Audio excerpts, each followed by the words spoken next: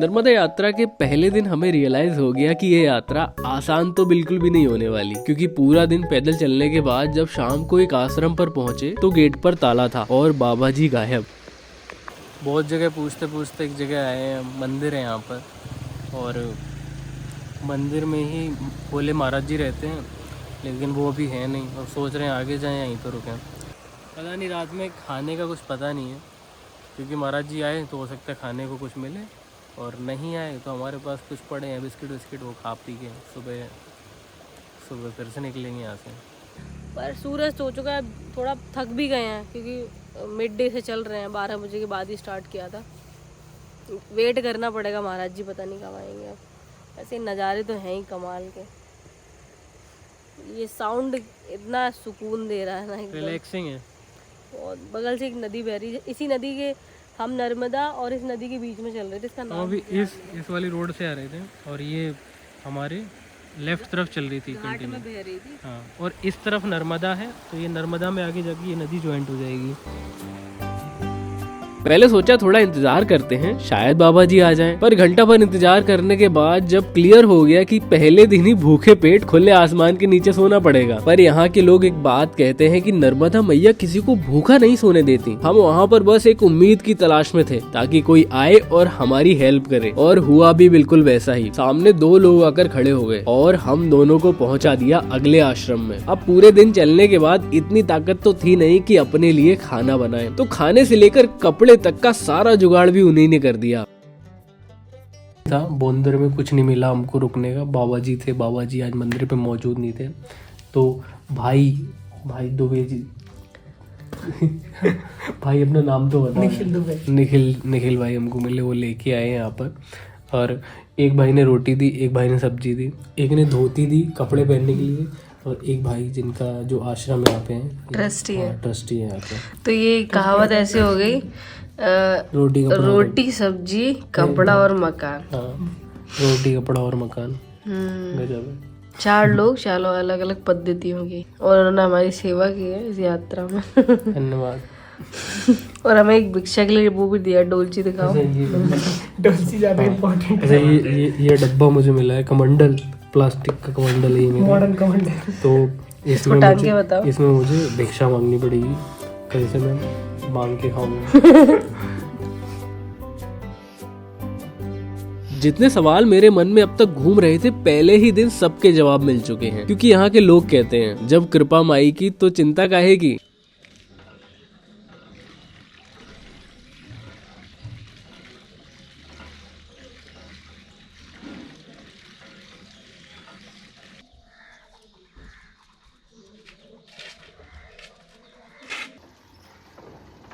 आज यात्रा के दूसरे दिन की शुरुआत होती है एक छोटे से परिवर्तन के साथ। ज्यादा कुछ नहीं, बस हमारे कपड़े बदल गए। वो कहा था ना, पुरानी पहचान को पीछे छोड़ एक नई पहचान की तलाश, तो वो नई पहचान यही है, सफेद कपड़े। ये सफेद कपड़े इसलिए हैं ताकि भीड़ में परिक्रमावासी बिल्कुल अलग दिखे, या शायद कोई और भी कारण हो सकता है, पता नहीं।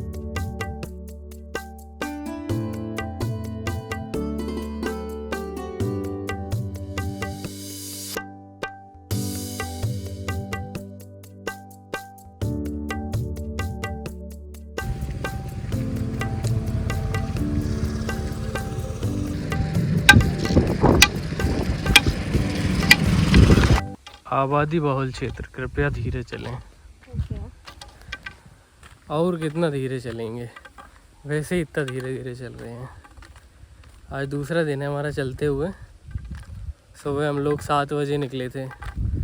कल हम चले थे लगभग 22 किलोमीटर, और सुबह 7 बजे निकल कर हम चल चुके हैं लगभग 10 से 12 किलोमीटर। चलते जा रहे हैं। भूख लगी है थोड़ी सी। बैग कुछ ज़्यादा भारी ले आए, थोड़ा हल्का करना चाहिए था। बहुत दिक्कत हो रही है इस बैग के साथ। तो अगला जो आश्रम है वो ढूंढ रहे हैं, जहाँ पे हम रुक के कुछ खा सकें, कहीं आराम कर सकें। अभी एक छोटी सी जगह आराम करने के लिए 5-10 मिनट लेटा मैं, फिर पेट ने कहा चलो भाई आगे चलते हैं, बिना खाए पिए काम होगा नहीं अपना, तो बस चले आए फिर से आगे। जितना कम सामान रहेगा सफर उतना आसान रहेगा, जितनी भारी गठरी होगी उतना तू हैरान रहेगा। इस सफर में ज्यादा कुछ सामान की जरूरत तो है नहीं, बस 2 धोती और 2 कुर्ते। मैं फालतू में इतना भारी बैग लेके आ गया हूँ। खाने पीने का मामला कुछ ऐसा है कि जो खाने का मन करता है खाने को वही मिलता है। पता नहीं ये कोइंसिडेंस है या चमत्कार, पर अभी तक जो भी मन किया खाने का अभी तक तो वही मिला है। रास्ते में चलते चलते जब पैर जवाब दे जाते हैं तो नेचुरल हवा में कहीं भी सो जाने का मजा कुछ और है, क्योंकि जब पैर थके होते हैं तब सख्त धरती भी मखमल के गद्दे की तरह लगती है।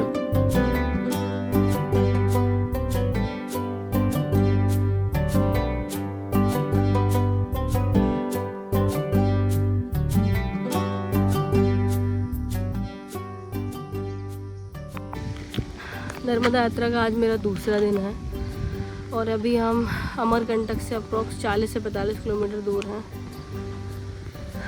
पैरों में थोड़ा थोड़ा दर्द है, छाले भी हो गए काफ़ी सारे, पर चल रहा है, अच्छा लग रहा है। ये रास्ता काफ़ी अलग है, स्पिरिचुअली भी और मेंटल पीस बहुत ज़्यादा है। और हवा, यहाँ का वातावरण इतना ज़्यादा साफ़ है, हवा बहुत साफ़ है, पानी बहुत साफ़ है, लोग बहुत अच्छे हैं, क्योंकि हज़ारों सालों से लोग यहाँ पे यात्राएं कर रहे हैं, तो उस तरीके के लोग ढल गए हैं। जैसे हमें कोई इस देश में देखता है, क्योंकि यही वेश धारण करना पड़ता है, तो फिर तुरंत नर्मदे हर कुछ खा पी लीजिए। मेरे पास शब्द नहीं कि मैं क्या बोलूँ, बस चलते हैं नर्मदे हर की यात्रा में।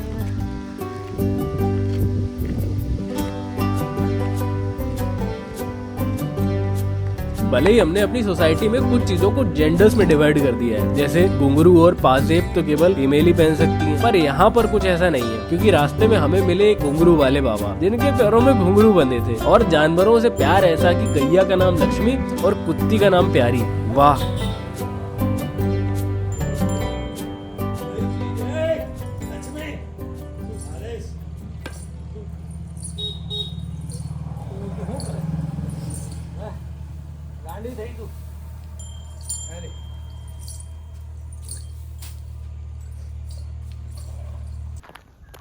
हर जगह जहाँ से निकल रहे हैं लोग कह रहे हैं नर्मदे हर, नर्मदे हर।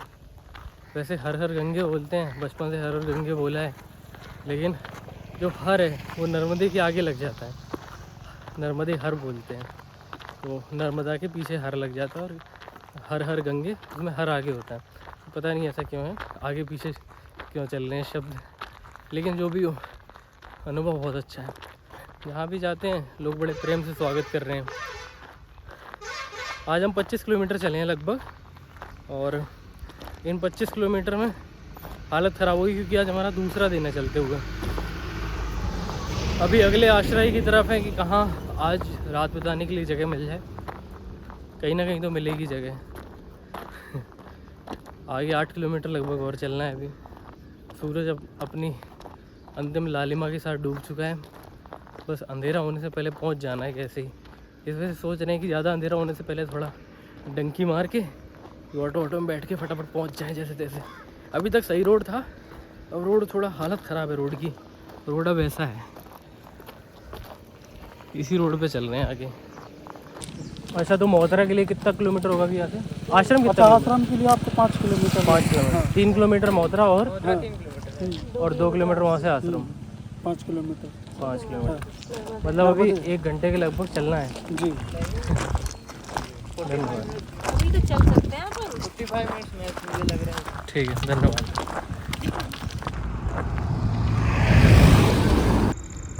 6 बज रहे हैं, सूरज गायब है, अंधेरा हो रहा है।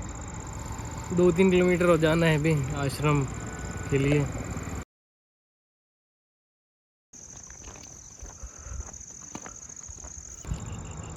सूर्यास्त हो चुका है, थोड़ी देरी हो गई। रास्ते में चल रहे हैं, कुछ समझ नहीं आ रहा है, दूर दूर तक अंधेरा है, आसपास कोई गांव नहीं है, कोई स्ट्रीट लाइट नहीं है, कुछ नहीं है। पीछे भी कुछ नहीं दिख रहा है, आगे भी कुछ नहीं दिख रहा है। बस इस रोड पे इस मोबाइल की टॉर्च के सहारे चल रहे हैं स्लीपर में, और रोड बहुत ज़्यादा ख़राब है। बजरी के अलावा कुछ नहीं दिख रहा है रोड पे। अंडर कंस्ट्रक्शन एरिया है पूरा पूरा, यहाँ पे बजरी के ढेर लगे हुए हैं। अगर फ़ोन ना हो तो परेशानी हो जाएगी। हमें आश्रम ढूंढना है ऐसे अंधेरे में। सूर्यास्त के बाद चलना नहीं चाहिए, पर रुकने की कोई व्यवस्था नहीं थी रास्ते में, तो आश्रम में ही रुकना है। अब इस अंधेरे में आश्रम को ढूंढना है, क्योंकि स्ट्रीट लाइट है नहीं, कुछ दिख ही नहीं रहा है रोड पे। बस चले जा रहे हैं, हमारे साथ वाले 2 जन आगे चल रहे हैं। हल्की सी टॉर्च दिख रही है उनके जेब में पड़ी हुई। आज लगभग हम चले हैं 29 किलोमीटर और टोटल चल चुके हैं लगभग 50 किलोमीटर के आसपास अमरकंटक से। रास्ते में मैं आ रहा था तो क्योंकि मेरे पैर बहुत दर्द कर रहे थे, मैं एक मेडिकल पर रुका था। मैंने कहा भाई कोई मूव या कोई ऐसा सेमी सॉलिड लिक्विड दे दो जिससे मेरा दर्द कम हो, और एक पेन किलर ली थी मैंने। दोनों का प्राइस है अप्रॉक्स 200 रुपीज़। पैसे का बोला मैंने, पैसे का मना कर दिया, बोले नहीं चाहिए। मैंने क्यों, बोले परिक्रमावासियों से नहीं लेते। तो कैसा भी एक्सपीरियंस हो सकता है, एक ही जगह पे आपको बहुत अच्छे लोग मिल सकते हैं और एक ही जगह पे बहुत बुरे भी मिल सकते हैं। बुरे कम ही मिलते हैं, अच्छे ज़्यादा मिलते हैं। अभी मैं एक आश्रम में हूँ और आश्रम में मैं आया, बाबा जी ने बिल्कुल स्वागत किया है मेरा, क्योंकि मुझे बाबा जी बोलते हैं और मैं उन्हें महाराज जी बोलता हूँ। मुझे बाबा जी बोलना ही मेरे लिए नया अनुभव है। और खाना बन रहा है, मैंने कहा कुछ हाथ बटाऊँ आपका, बोले नहीं आप आराम करो, थक के आए हो, अब आराम करना है और सुबह फिर उठ के निकलना है, और यही ज़िंदगी है। मैं कई लोगों से सुनता था कि सुबह उठो और धन्यवाद करो कि आज मैं ज़िंदा हूँ, हर दिन को एक नई ऊर्जा से शुरुआत करो। अब मैं उस बातों का मतलब समझता हूँ, क्योंकि कल सुबह फिर उठना है एक नई ऊर्जा के साथ, उतनी ही ताकत से चलना है, फिर कुछ नया सीखना है, फिर कुछ नया करना है, एक नई जगह पहुँचना है, नए लोगों से मिलना है और नया अनुभव पाना है। बस यही ज़िंदगी है। इस 3500 किलोमीटर की परिक्रमा की एक खास बात है, यहाँ चलने से ज्यादा रुकने पर जोर दिया जाता है, क्योंकि जब साधु संतों के पास बैठोगे, सुनोगे, तभी तो मर्म समझ में आएगा। इसलिए चलना जितना जरूरी है, रुकना भी उतना ही जरूरी है। तुमको चलते चलते कहीं नहीं होगा तो भी तुम्हारा पैर दुखेगा, तुमको कुछ न कुछ होगा। तुम बोलेंगे अभी मैं गाड़ी में बैठता, मैं मुझे नहीं ऐसा हो रहा, मैं घर जाता भागा, ऐसा वो मैया अपनी परीक्षा ली थी। बाबा जी जिस परीक्षा की बात कर रहे हैं वो आज हम महसूस कर सकते हैं। पैरों में दर्द कुछ ऐसा है जैसा अब तक एक्सपीरियंस ही नहीं किया, पर मैं खुश हूँ। दर्द थोड़ा कम करने के लिए बाबा जी ने पानी गर्म करवाया, और पानी में पैर डालने के बाद वाकई दर्द कम हो गया। कम से कम अब आराम से सो तो सकते हैं। सोचता हूँ कल तो हम यहाँ से चले जाएंगे, फिर शायद कभी बाबा जी से मुलाकात ना हो, पर फिर भी इतनी सेवा, पता नहीं क्यों। इस क्यों का जवाब मेरे पास तो नहीं है, आपके पास हो तो जरूर बताना।